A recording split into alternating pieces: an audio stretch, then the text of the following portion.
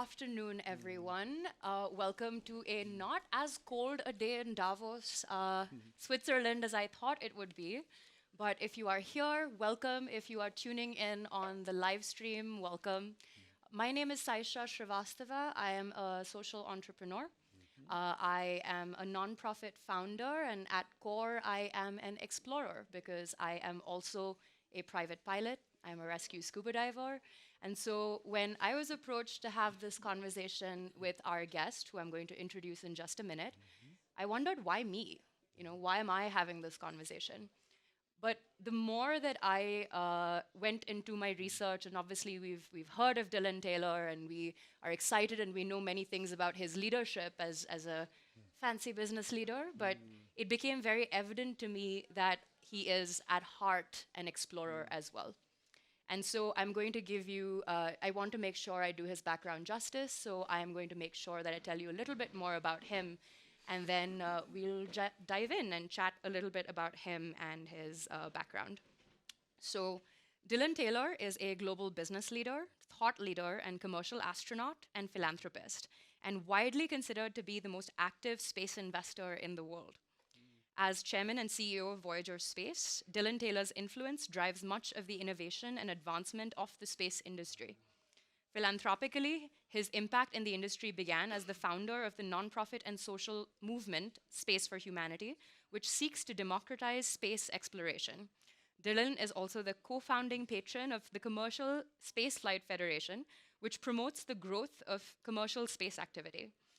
On December 11th, 2021, Dylan became the 606th human being to go into space as part of the crew of Blue Origin's New Shepard Mission 19. As a global business leader, Dylan has been the Fortune 500 executive in several industries, including advanced electronics, finance, and real estate, serving in roles of CEO, president, and board director for multinational companies, including Prudential, Honeywell, UMB Bank, Colliers & Jones. He had a P&L responsibility in excess of $2 billion with 15,000 employees in over 60 countries. Dylan is a Henry Crown Fellow of the Aspen Institute, and in 2020, Dylan was recognized by the Commercial Spaceflight Federation with their top honor for business and finance, following in the footsteps of the 2019 inaugural winner, the late Paul Allen. Wow. So, not a lot of folks that would read that would not immediately be wildly impressed with your background, your legacy as a business leader. But in this 20 minutes and change, we're interested, Dylan, in who you are as a leader. And for everybody, leadership really begins in childhood. It begins in those moments on the playground. It begins in classrooms. It begins in private moments of play at home. So take me as far back as you can take me to any experience or a story where, when did you first realize that you're a leader? Ooh, that's actually probably an impossible question to answer. When I was young, I was extremely driven, and I think, like a lot of people, I have a theory: you either have a fear of failure or a fear of success. Fear of failure is a deep fear that you're going to embarrass yourself by not reaching some standard that someone has set for you. Typically, it's your parents or a sibling or something like that. Fear of failures or fear of success is the exact opposite. You don't want to be in the spotlight. You don't want to have the pressure to perform.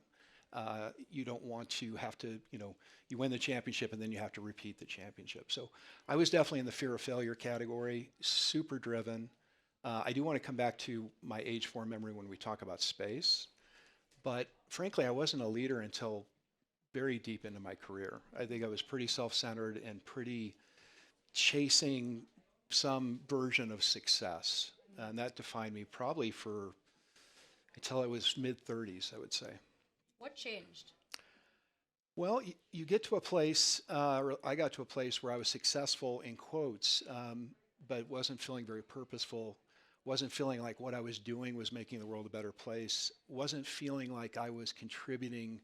I felt like I was extracting and not contributing to the world. And so I just reflected on that and said, what kind of person do I want to be? What kind of father do I want to be? What kind of husband do I want to be? Friend do I want to be? And I read a book actually that was very influential for me called The Last Lecture. And it's also a lecture on YouTube. I'd recommend reading it. But it's a gentleman at Carnegie Mellon who gives his last lecture. Oof. And it's very powerful, and I won't give it away, but what I took out of it is that you can have your cake and eat it too. You can pursue your passions, keep your day job, at least for a period of time. And if you don't know what your passion is, it recommends going further and further back in time. And the closer you are to childhood, the more original that passion is. And for me, it was always space, always, always, always. And so that's really when I pivoted to focus on space as a career. So interestingly, the last lecture is one of my most influential pieces of leadership as well. Right. And I think that what's really interesting about it is the last lecture, to your point, really makes you go back to your core. It makes you go back to your value system, and it makes you ask yourself, who do I show up as in rooms where I am expected to lead people? Right. So if I ask you, Dylan, at your core, when you think about leadership and you think about your leadership philosophy, who are you as a leader? Well, you mentioned explorer earlier. I definitely lean into what's the unknown, what's over the hill. I'm attracted to frontier technology. I'm attracted to new ideas. I'm attracted to trying to innovate around things that seem impossible, intractable. Part of the reason I'm so passionate about space is I have a theory that all the problems we have here that are intractable or seem intractable, like climate change and income inequality and some of the other things that we wrestle with, it's really a lack of perspective that we're missing.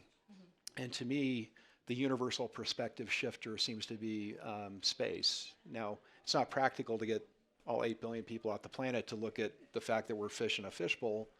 But I think the concept around we're all in this together. You know, we're on a fragile blue marble, as it's been said, floating in free space. I think that's an important construct. I really do.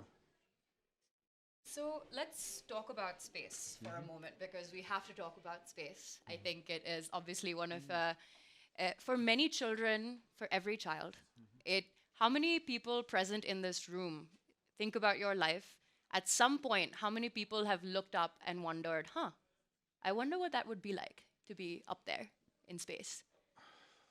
At least a few. I see every single hand in the room go up. The only difference is, for all of us, at some point, that thought falls away for reality or for more practical pursuits. You are a child that went and lived your dream.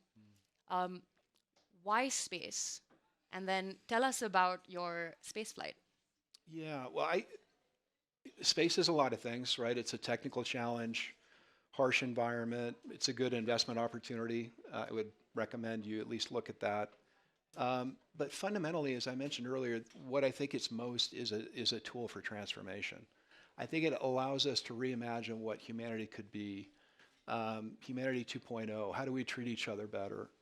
When you think about how much we have in common, you know, we have 99.10 in common, and we squabble about what I think are pretty minor differences. And so, so I think space is a tool for transformation. Now, there are practical things that we do in space that benefit Earth. For example, all our climate data, or most of our climate data, comes from space-based assets. Pretty much every business plan written in Silicon Valley or other tech hubs in the last 10 years is based on the GPS constellation. Your iPhones are enabled by space-based assets. So that's all really important. What's next, though, is we're doing the International Space Station has microgravity research. Now that space stations are being commercialized and they'll be larger and better and less red tape to do experiments, we have the promise of doing a lot of drug development in space. And for those of you who don't know, microgravity is almost like a magic laboratory. One of the key things with drugs is getting the right formulation. Formulation is all about how it works in your body. To do that here on Earth, because we have gravity squishing the third dimension, you have to do an animal study or human study, which is very controversial. But if you do it in microgravity, you get that third dimension, and you can figure out formulations and protein folds that you can't figure out here on Earth.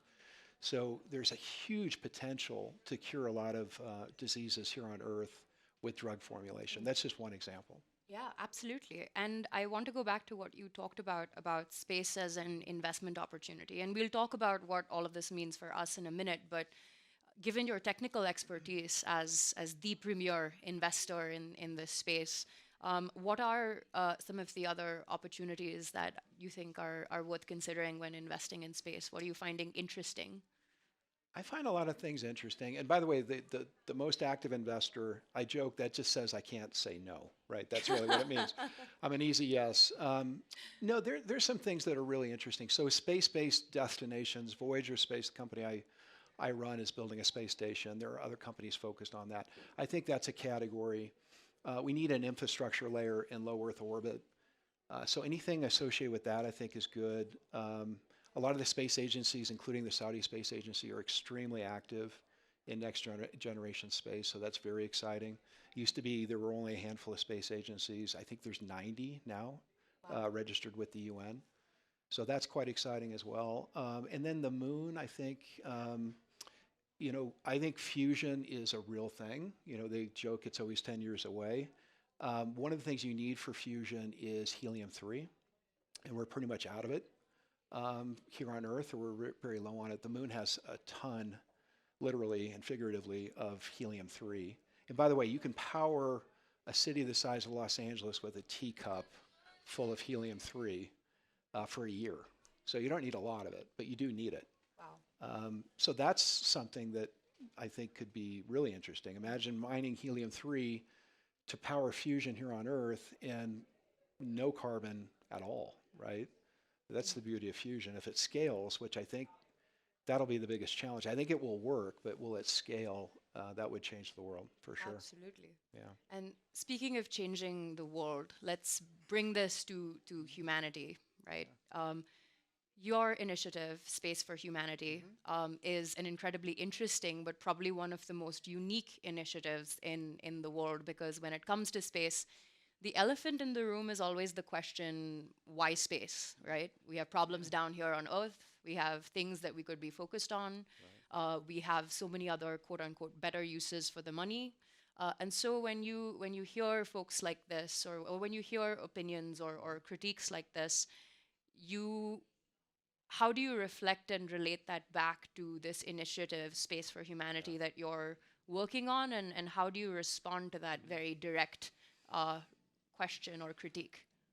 I'm very sympathetic to all the arguments, and I think those arguments are very valid.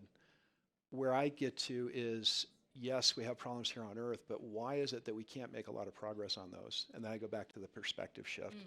I also think we can do both at the same time, and I think young people need something that's going to inspire them, and I think space seems to be one of those universal inspiration touchstones.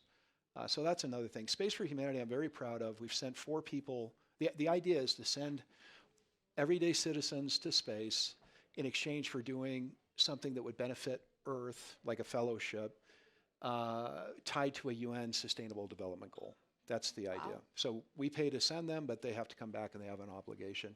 We sent the first Mexican-born female to space, Katya. She's a total star now. She's on the cover of Vogue and meets with the Mexican president on a regular basis on STEM education for women. We sent the first African-born female to space, an Egyptian national. We sent the first mother-daughter duo to go to space. They were from the Caribbean. So I think that, the issue is it doesn't really scale, right? I mean, it's hard to send substantial folks to number of folks. But what you can do is you can send people from different communities so that when they're talking about space as a tool for transformation, it's resonating more directly with the people that they're trying to inspire. And I love that for so many reasons, because I think especially when you're in this, we were talking a little bit earlier this afternoon about how these types of explorations are a privilege, right? There's less than 1% of the world, or in your case, less than a fraction of a percent of people that will ever be out there, that will ever have this opportunity. But to send the first Mexican born person, or to send the first African American person, to send the first mother daughter duo, you look at things like that. And I also revealed to you that I wanted to be an astronaut when I was a kid. Right. That was my first aspirational career, and it was because It's not too we late. saw. It's not too late. I will take you up on that, sir. You're making dangerous propositions. Yes. But we saw Kalpana Chawla, who's of Indian descent, go up. Unfortunately, that was a different time and a different outcome. But it makes the world of difference to young girls and to young people to look up and be able to see themselves in these types of positions. And I think that type of representation is incredibly important. Yeah. I want to come back to you, though. I do think that at your core, through all of these pursuits, you are an explorer. We could talk a little bit about your Challenger voyage, but you are an explorer of space and you're an explorer of deep sea. How does this exploration and this curiosity of yours bring you insights, or how does it inform your leadership style? How does it inform, feed? What does it do for you as a leader, do you think? Yeah, it's a good question. I think leaders, oftentimes are accused of being risk takers, especially entrepreneurs. I actually think that's partially true. Really, what entrepreneurs are good at is assessing risk. And I think they're very good at understanding what the risks are and making a calculated decision to either go or no go. And it seems risky, but for example, the Challenger Deep dive that we did.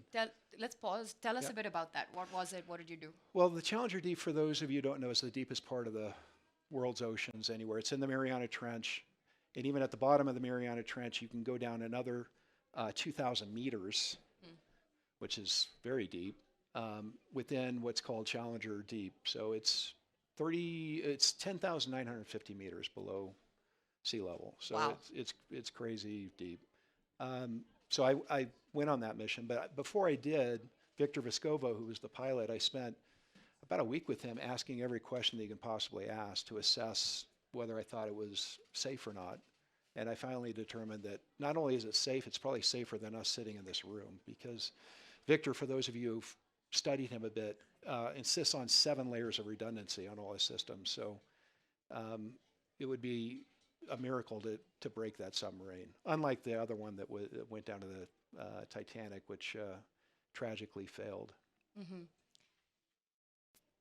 I think on this topic, there are CEOs take risks, entrepreneurs take risks, but to go up to space or to go to the bottom of the Mariana Trench is a level of risk that I think most people would stay pretty far away from. Yeah. So how do you deal with or how do you think about those inherent risks and uncertainties that are involved with spaceflight, for example? And how do you navigate those as a person first, and how does that translate into your leadership? Yeah, so on the space flight, honestly, I assessed it to be safe. I met with the designer, Gary Lai. I went through all the protocols. But frankly, when I was on the pad, it's a lifelong dream, right? So I wasn't thinking, I was thinking if something goes wrong, then so be it. You're living out your dream. And shockingly, I was not nervous. I think my heart rate, as I recall, was 62 on launch. And I would have thought once you get to countdown 10, 9, 8, that I would be a mess, right? You'd be sweating and you would be just like shaking, but that wasn't the case. Why do you think that is? I think it's the training. You simulate everything over and over and over again. And even walking across the tower bridge to load into the capsule, you simulate that over and over again. So I think your brain's like, okay, I've done this and I know the protocol, I know what to expect. Right. So I think the training has a lot to do with it. But back to leadership, I think, maybe it inspires, your team to kind of lean into the future a bit. Now, this is pretty, this is leaning pretty far into the future. I recognize that. But I think it's on brand for what we're trying to do. What we're trying to do is open up the high frontier, so to speak, and to enable humanity to live and work in the stars. And that's, if you look at any new venture like that, there's going to be risk, there's going to be failures. That's just that's the nature of it. But our alternative is to turn inward and to see the universe in our futures as very scarce. And I think that's right. I think that's a dangerous paradigm as well. And say more about that, because we were talking a little bit earlier around how that is happening, right? We are in a scarcity mindset. We're in a scarcity world. We are fighting with one another and looking inwards and at each other. And how do you feel that that could change with space and space for everyone else? Yeah, I do think we're off kilter for sure. It's easier said than done, but I think a lot of it has to do with how we see ourselves. And for me, the higher you identify, if you think of yourself as a cosmic life form, that's like probably the highest thing that you can identify. Or you can think of yourself as, I'm this, I dress this way, I think this way, I have these preferences, right? You can narrowly define yourself, or you can broadly define yourself. I don't think you lose your identity when you go up the identity chain.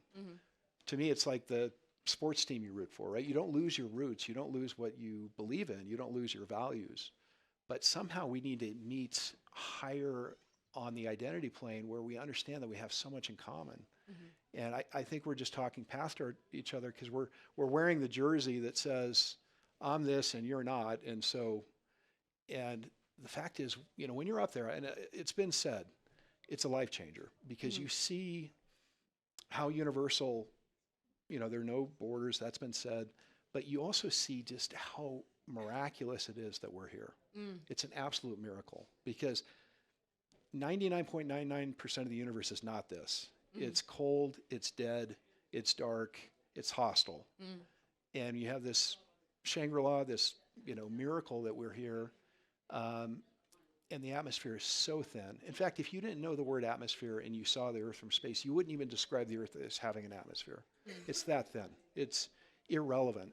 It's relevant because if we didn't have it, we'd be dead, of course. But the way it looks is shockingly thin. And I got palpitations of fear, just say, wow, this is what's protecting us from all of this. So it makes you think differently about climate change, huh? Climate change and really anything. I mean, there isn't anything that we can do that doesn't impact everybody, right? We're living in the same house, and people don't. We're living in the same house. In the same house. Absolutely. And we're all siblings, but we just don't see it that way. Yeah. What changed after that flight? It was a couple of years ago at this point. Yeah. Since then, as you reflect back on it, what have you changed your mind about? The World Economic Forum this year, for everybody present here and everyone tuning in, our theme is rebuilding trust. Our theme is rebuilding trust and cooperation and in a fractured world, in a world that is more fractured than ever. Yeah. And rebuilding trust is predicated on being willing to change your mind about things. You have a position, somebody else has a different position.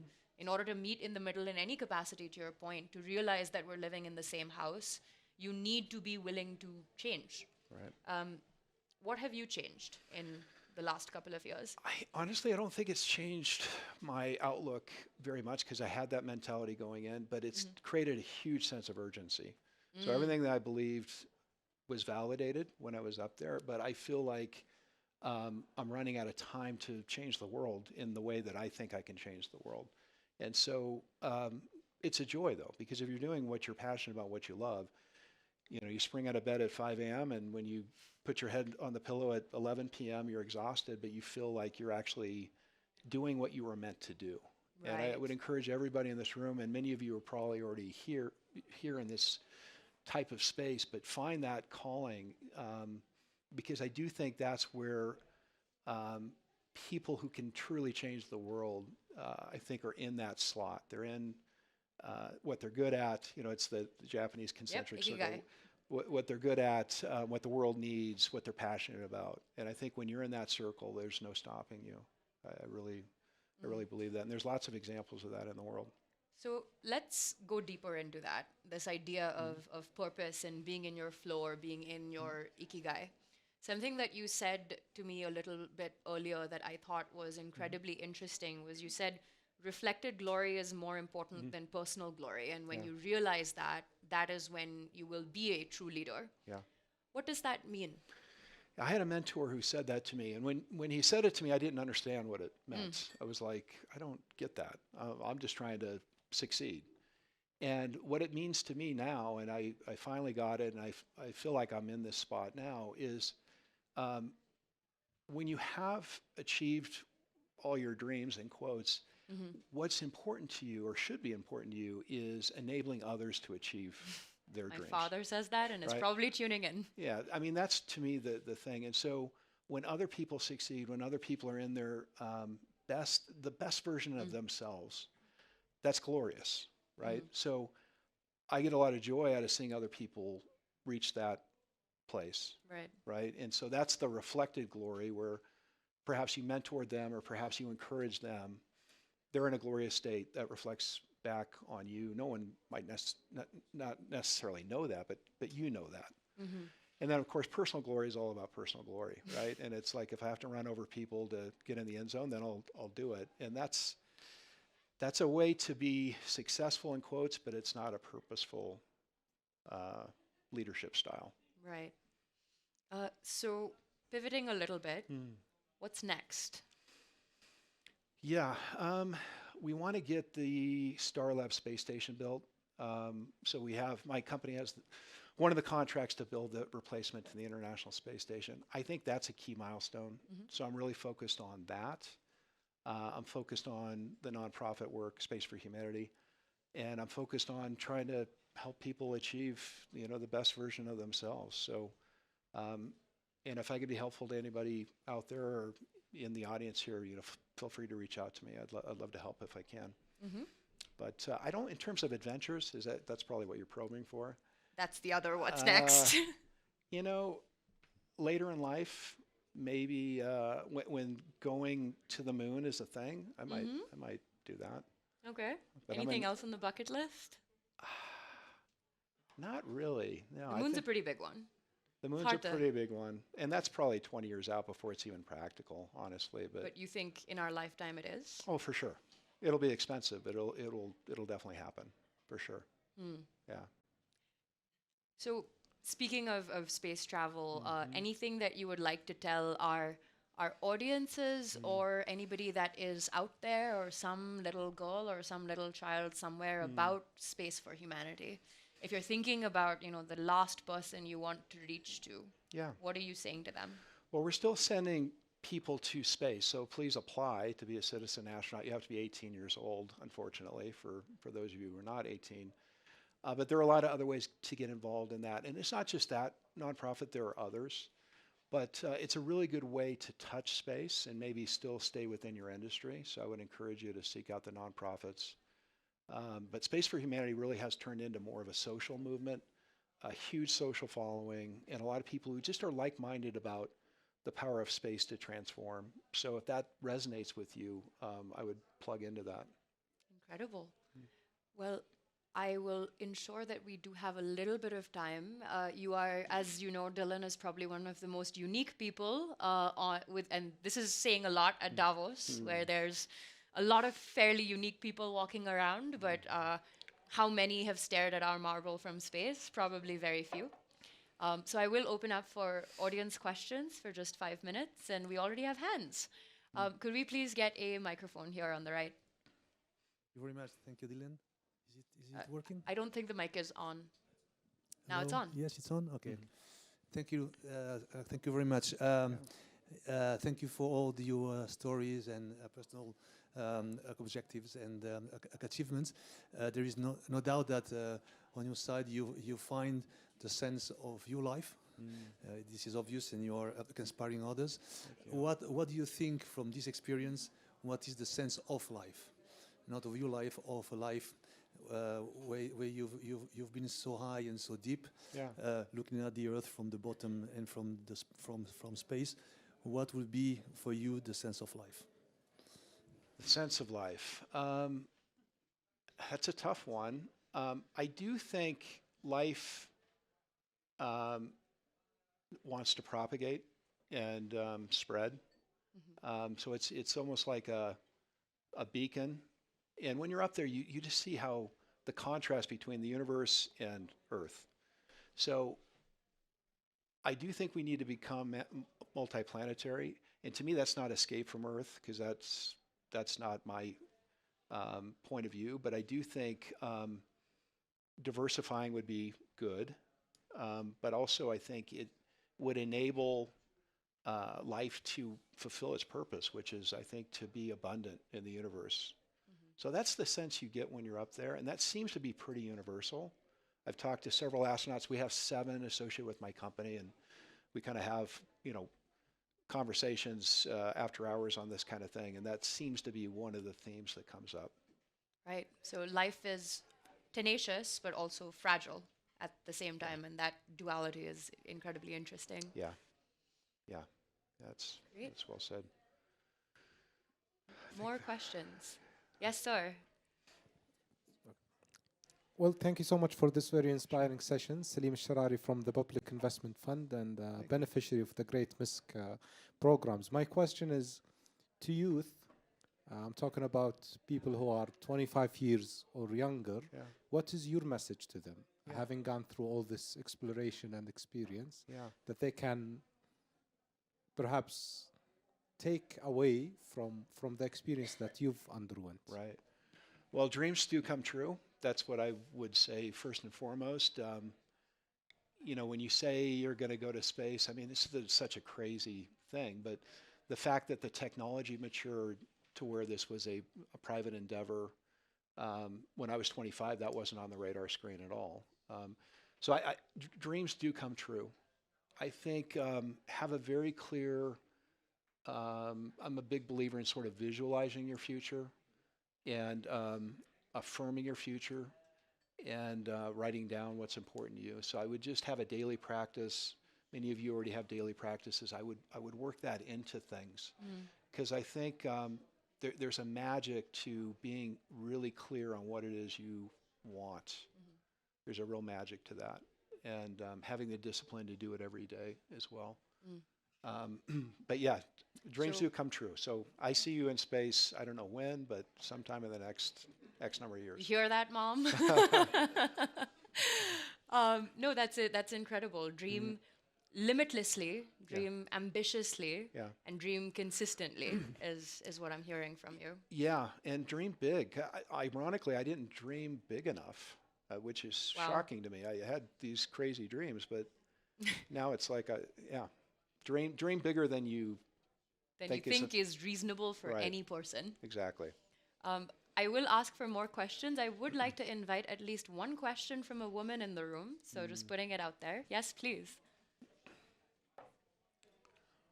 Thank you for this time. And it was very inspiring what you're saying, because the theme of this pavilion is Big Now, which means think big and act now. And our theme now is exert your influence. Yeah. So my question for you, in this new emerging industry, how can leaders such as yourself drive their influence for youth impact with the uncertainty of these emerging industries?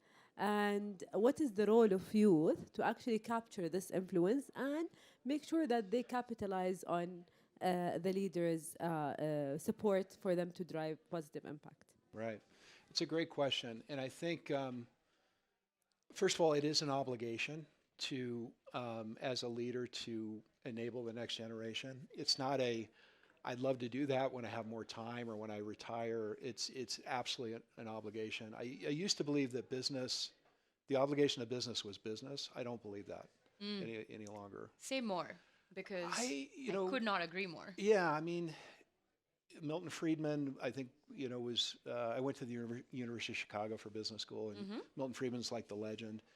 And he basically made the point that if a business isn't optimizing for business, then they're running suboptimally. The challenge is, that's back when businesses were 500 employees. When you're running a multinational company, and I've ran a few, it's like you, in some ways, have more influence over the world than people who run small to medium-sized countries, because you're all over the globe, and you have a workforce that has families and has influence in their communities. And so how you behave and how you act and how you treat the world has a huge impact. So I believe that business leaders have an obligation. But I think, to your point, they need to be very clear and very specific about that. So I think investing in the local communities, investing in training, investing in education, making sure that what they're doing is a good model. And it has to be inspiring. I mean, I think we all know people, and maybe there are a few here in the room that are teenagers, and the first thing they'll ask you is, what are you working on? It's not what's your job, it's what are you working on? And if it's not super interesting, tech focused, and impacting the world in a positive way, they're not interested. They're absolutely not interested. So I think those are the things that we can do. Yeah. Amazing. One last burning question from anybody that has one. Yes, please.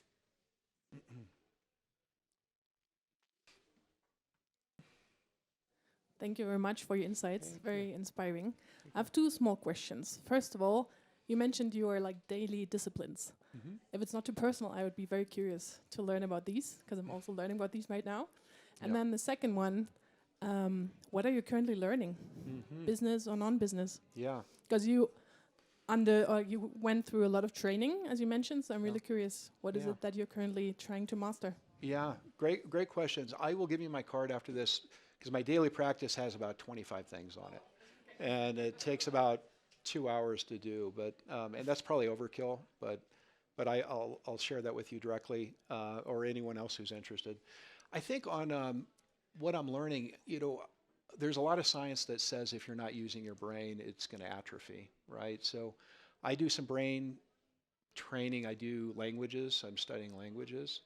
But I also, this is why I like the early stage investment as well, leaning into these frontier technologies, sitting down with entrepreneurs, learning the business plans, understanding the technology, and in particular how things intersect. That's why I love the WEF. The WEF does a very good job of showing intersections between technologies. So I call it mind candy because you're getting mentally stimulated, and I think that's where the ideas come from. So when you say, what am I learning? It's more of a learning style, and I want to make sure I stay in that frame of mind because I think that's where the magic, those are where the sparks come from. Yeah, sure. Wonderful. I think we have to go. Okay, great. Thank you, everybody. So, just to wrap up, I think this is obviously an incredibly mind-opening, universe-altering dimension to go in terms of conversation. But I think what is incredible is the lessons that we can take from Dylan's experiences as an astronaut, as a deep sea explorer, as a CEO, in how it informs our everyday curiosities and how those curiosities, whether you are young or whether you are older, how that must that must be the foundation of rebuilding trust, as we are discussing in Davos this week. Because if you don't have the curiosity, you don't have the openness, you don't have the open-mindedness, we can't start to meet in the middle, which I think is so incredibly important, which is how your story, I think, really links to everything that is happening here on the Magic Mountain this year. So thank you for your time. My pleasure. Thank you. And this was an incredibly interesting conversation. Thank you.